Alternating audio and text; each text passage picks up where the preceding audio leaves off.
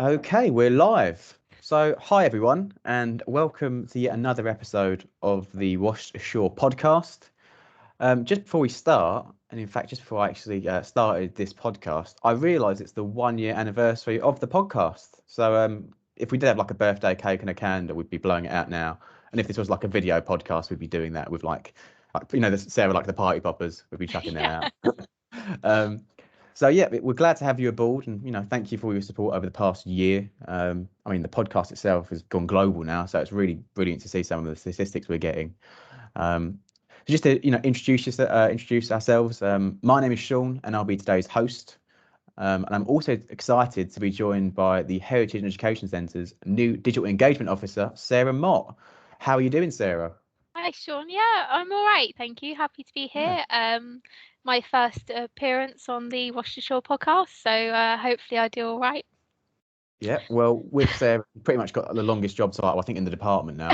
Yeah. So I mean, it is really. So we might just refer to you as Hex Digital Engagement Officer in future because that is just a lot easier than Heritage Education Centre Digital Engagement Officer. Yeah. I mean, yeah, if you're listening, typing out emails with the full department title was not a fun thing to do, and we've been doing it for the past couple of years. Um, anyway, I'm sure you'll do absolutely fine, Sarah. Thank you. It'll be a good debut. Um, so before we start this official episode, I just wanted to let you know that this is actually our first episode, I believe, since the 9th of April. So some of you might have been wondering what we've been up to these past few weeks of sort of radio silence. Well, if you've actually signed up to our new online magazine Dispatch, you'll know that our building is actually being refurbished later this year, which means we've actually managed to had to sort out the entire archive, actually have it sort of numbered, boxed, and labelled, and all that sort of jazz. So that's why we've been away. So apologies for the slight sort of lack of content this past month, but as you can imagine, dealing with 260 years worth of history is the priority, especially for us. Um, so in this week's episode, we're exploring various topics surrounding food and drink at sea. That could be everything from a sort of sailor's typical diet to the different storage solutions of food aboard ships. And you're probably wondering, well, like, why are you talking about food? Where's this come from?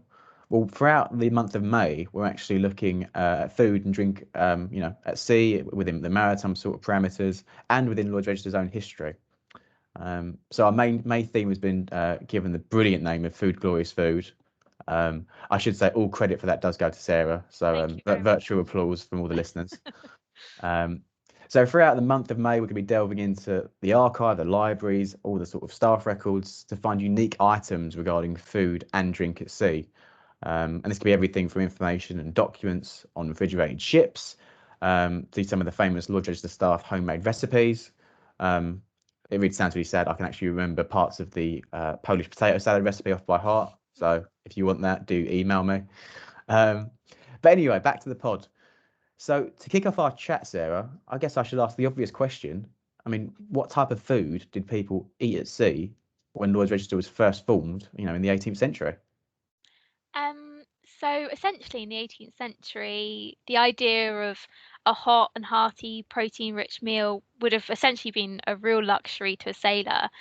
Without refrigerated or canning techniques, the kind of food people ate very much depended on more traditional food preservation techniques of the time, such as salting and pickling. The diet of a sailor would have largely consisted of salted beef or pork, cheese, fish, ale, and then some sort of like a ship biscuit. Oh, very nice. I do like. I tell you what. This is completely off topic, but I do love a salt beef sandwich, salt beef bagel as well. If you ever sort of down Brick Lane in London, get yourself down to the 24-hour Right. Brick Lane salt beef bagel place. Unbelievable. Um, so was it salt beef, pork, cheese, fish? What are the others?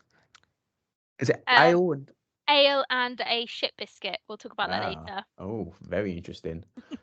It's weird when you think that, like, you think of sort of historic sailors as sort of, like these big burly, men, aboard the Mm, ship, and yet their diet was so limited.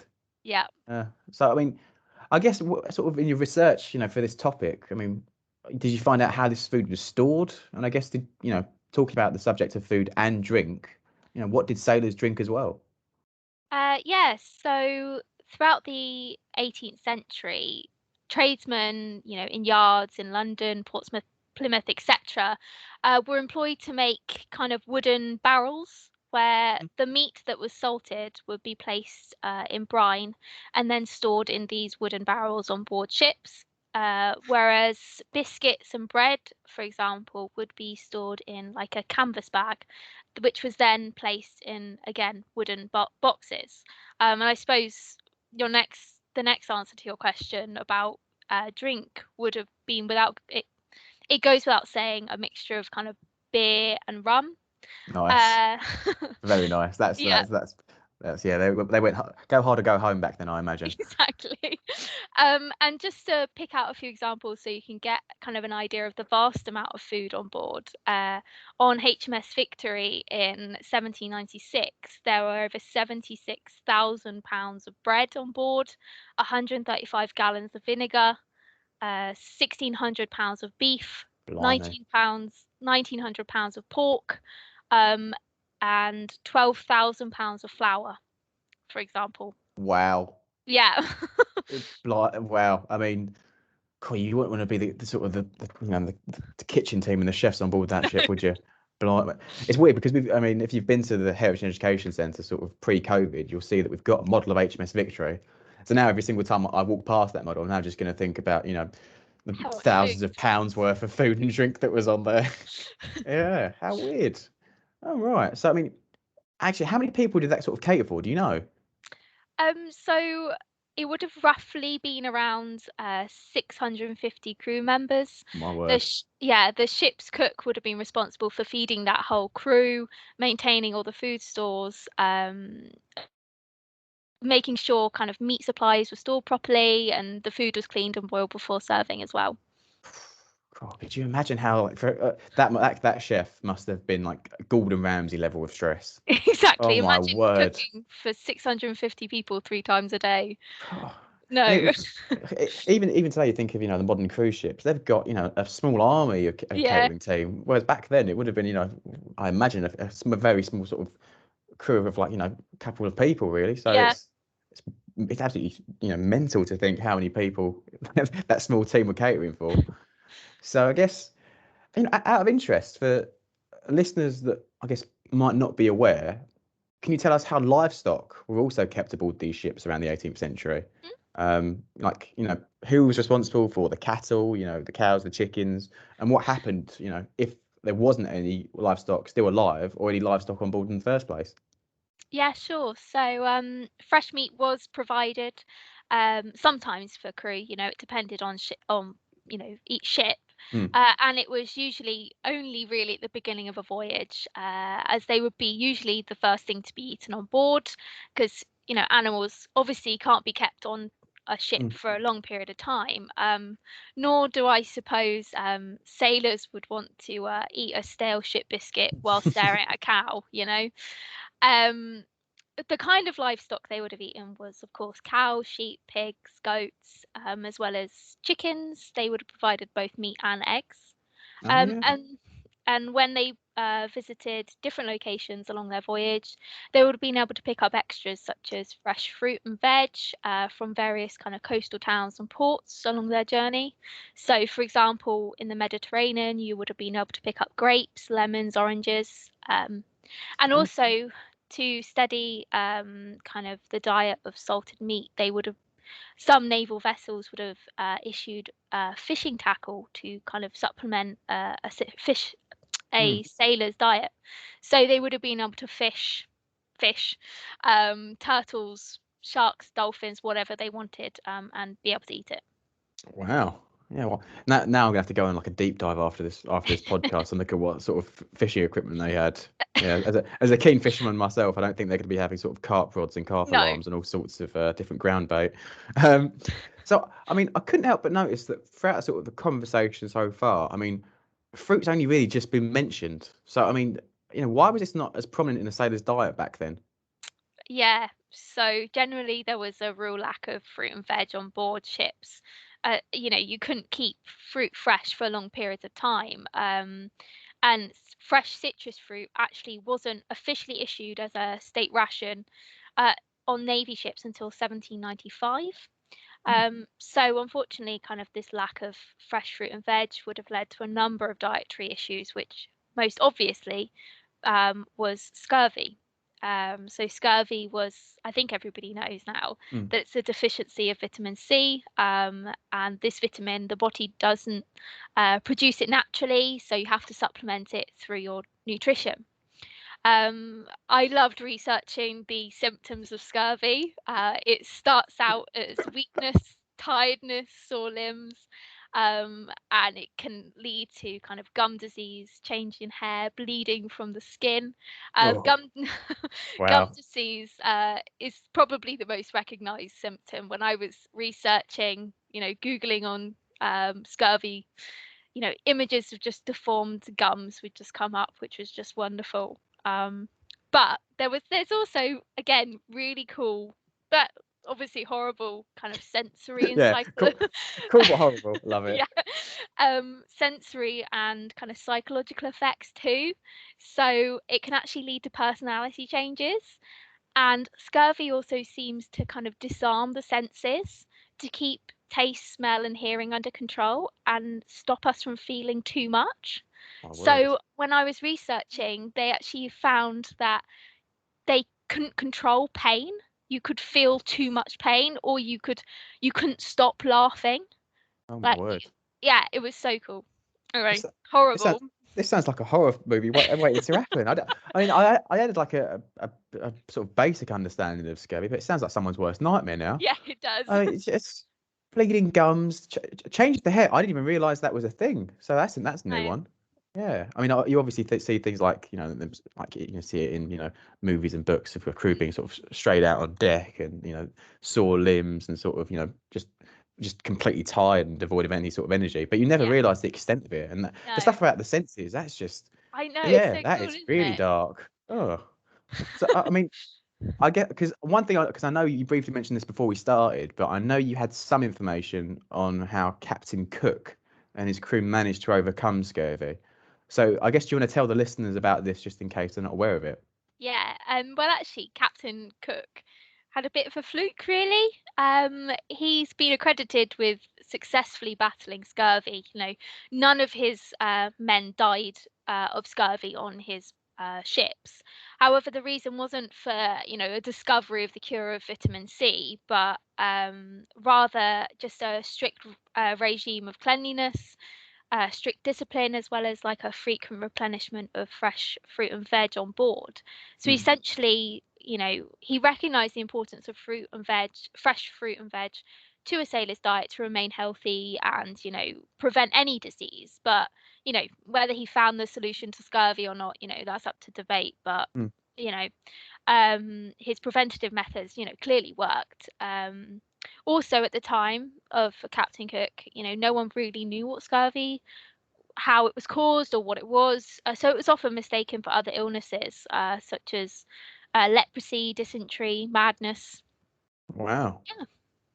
Oh, it's just that you think about the, sort of the lack of technology and sort of the lack, well, the lack of communication and medicine at the very least. So Mm. you'd have things being misdiagnosed, and so I mean, I guess with that point, then, I mean, is there ever really an accurate figure of how many sailors died from scurvy? Because I mean, if there's some people being sort of, kind of this sort of leprosy or madness, I mean, is it a figure out there? There is one floating around. It's estimated that around 2 million men died from Wow, scurvy just in the 19th century alone. And the illness is supposedly responsible for more deaths than at sea than storms, shipwrecks, combat, all other diseases combined. A really blimey, serious problem. wow. Yeah. I did not realize that. Jesus, wow. I mean, so how was the dietary requirements to get rid of scurvy discovered? I mean, like I know you've touched on it a bit there, but were there actual like medical studies undertaken to explore like the origins of the illness, like how it came about? Yeah, it wasn't until actually 1747 with a man called James Lind who kind of formally demonstrated scurvy could be treated with citrus fruits in one of the very first ever controlled clinical experiments. So he was actually a naval surgeon on HMS Salisbury, and he, in his clinical trial, kind of compared different cures. Uh, for example, hard cider, vinegar, seawater, as well as oranges and lemons. Uh, and then when the trial came to the end in 1753, he concluded that oranges and lemons were the most effective remedy in treating scurvy at sea. And thanks to Lynn's discovery, kind of the 1790s is actually often seen as a watershed Hmm. for the health of the Navy, because in 1795, that was when lime juice was officially introduced to the Royal Navy. Ah, Mm, interesting. yeah, Ah. Well, I mean, if anyone's out there doing like a sort of a Royal Navy pub quiz, you owe Sarah one if that comes up. What year was that first issued? yeah. 1795. There you go. So I mean, it's just it's crazy really when you think the sheer impact scurvy had. So I mean, I guess going on to a more light note, I know at the start you wanted to speak about a ship's biscuit, hmm which is a staple of any sailor's diet, hence the name. So for the sort of for the informed, what can you tell me about what a ship's biscuit is?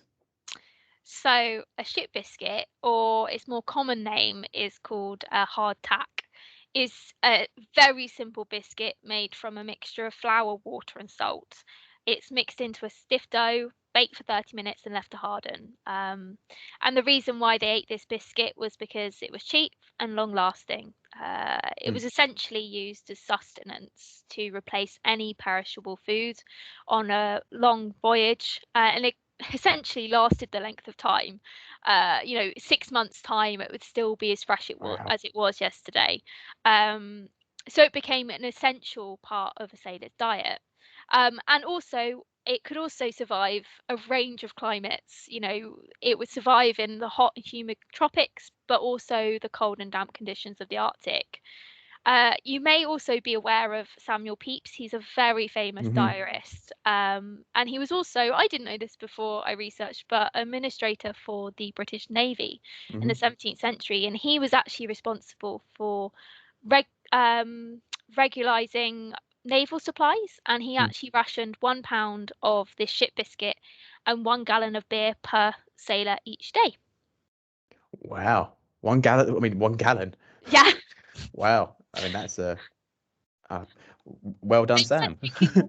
Yeah, So, biscuits and beer, that's a staple of any healthy diet. yeah. So, I guess given that ship's biscuits were so popular historically, why do we rarely sort of see them today? Because, I mean, I was aware of ship's biscuits before I joined, the foundation, but I mean, you don't really see them, advertised too much or even spoken about on sort of. I mean, you've never seen the ship's biscuit on the Great British Bake Off, have you? So, why do we rarely see them today? I think the simple answer to that is that we wouldn't really want to. I mean, Mm, they're just hard, tasteless biscuits. They mm, sound foul to me, to be quite honest. There were also, a number of issues with these biscuits. The food storage and hygiene standards were obviously not what they are today. mm, And as I've said previously, they were stored in these canvas bags and then kept inside barrels. Uh, you know, these barrels were not well ventilated, they never saw the light of day, and it led to mass infestation of bugs and mold. oh, Um, Weevils, which are kind of like small beetles, infested these biscuits. And actually, a little fun fact, sailors, before they ate the biscuits, would hit them on the table to shake out any creatures that were in the biscuits. It's just horrible. It's so ugh, disgusting. um, but the infestation of these like weevils actually led to a number of like de-weeviling experiments in the 19th century. For example, this infestation actually seemed to be reduced with the introduction of a sealed metal container. mm. Now, today, this would be known as a biscuit tin. So, Ah, next time you eat a biscuit from your biscuit tin, remember it was taught to stop bugs infesting your biscuits. Yeah, well, there you go. Yeah. If taking one thing away from this episode, it's that. So keep that in your head.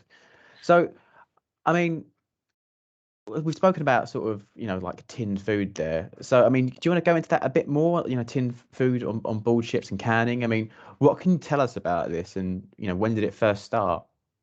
Yeah, a sailor's diet kind of remained largely unchanged until 1847, when the Navy officially issued canned meat. The search for alternative preservation techniques actually began way back in 1795 by the French government, who offered 12,000 francs for a breakthrough in the preservation of food. I'm now about to say a number of French names completely wrong, so I do apologise. Um, Don't worry, I, but did, I, I didn't do French. So, if any listeners that are French will apologise in advance, but you can yeah, never trust the Google Translate pronunciation no. ever. So a man called Nicholas Apart, I think. We'll just call him Um, Nick. We'll just call him Nick yeah, from now on. okay. He was a young chef who kind of came up with the idea of packing food into champagne bottles because they were sealed airtight containers essentially. And Nick soon progressed from champagne bottles to kind of wide-necked glass containers. In 1803, this food in the glass containers actually went out for trials in the French Navy. Hmm. Based on Nick's methods of food preservation, a tin can process was then developed by another Frenchman. I'm so sorry, Philippe de Gerard, I think, All right. um, who was based in London, and he came up with a tin can and patented this idea in 1810. Um, the This tin can process was really slow, labor intensive. The tin had to be handmade. It Oh. took up to 6 hours to cook all the meat and veg inside. So that, this tin can of food was very expensive for the Hmm. ordinary person. You couldn't go to the shop and buy one. Hmm.